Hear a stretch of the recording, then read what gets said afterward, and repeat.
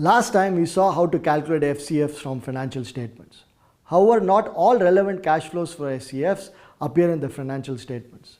These include side effects and opportunity costs, which we will discuss in this video. We will also discuss what sunk costs are. They may appear to be relevant to FCF calculations, but they actually are not. The first type of cash flow relevant for FCF calculations is side effects. This is the impact of the new project on the firm's existing revenues and/or costs. For example, a company may be looking at providing remote IT support services. While this will bring in revenues of $10 million, some existing customers may want to switch to using remote support services. This switch will reduce revenues from existing on-site IT support services by $4 million.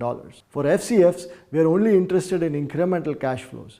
That is, how does the project affect status quo? So the net incremental revenues are only $10 million minus $4 million, which is $6 million.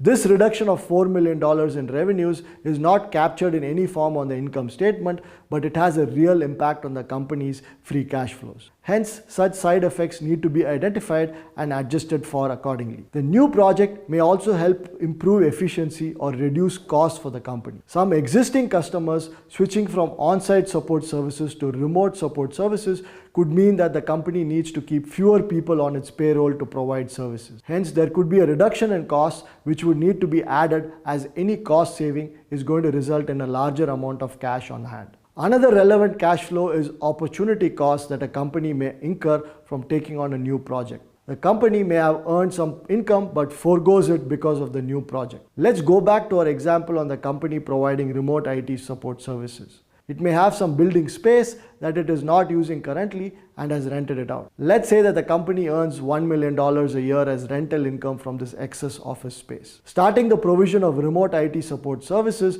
would require this additional office space. This means that the company would have to stop renting out the extra office space and start using it for its own purposes, which means a loss of $1 million in annual rental income. This is an opportunity cost that the proposal to start remote support services imposes on the company's existing sources of revenues. This is a real and relevant cost and should be included as part of our FCF calculations. Since there is a loss of $1 million in annual income, the $1 million should be subtracted from annual cash flows to arrive at the annual FCFs. This opportunity cost is again not obvious while calculating FCFs, but still needs to be adjusted for, as it is a real and relevant cash flow. While side effects and opportunity costs are relevant but not very obvious cash flows, there may be cash flows that may appear to be relevant but in fact are not. One example of such cash flows are sunk costs. These are costs incurred before the manager decides whether to accept or reject a project. These costs are incurred regardless of what the decision is.